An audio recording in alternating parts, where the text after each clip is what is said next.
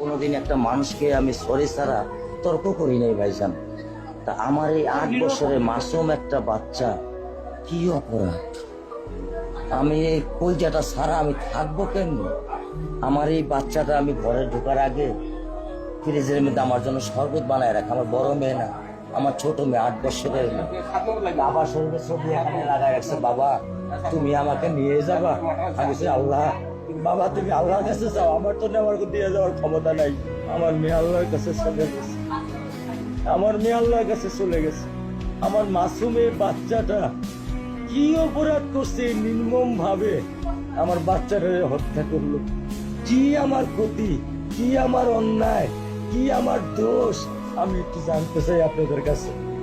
আমার যদি কোনো দোষ থাকে, আমার কোনো যদি অন্যায় থাকে, প্রকাশ্যে আপনারা আমার ফাঁসি দিয়ে দেন। আমি এই বাচ্চাটা যারা আমি থাকবো কেমনে? আমি কেমনে আমার এই কলজা টুকরা ছাড়া আমি থাকবো?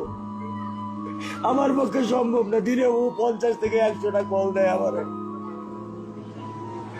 বাবা তুমি কখন আসবা?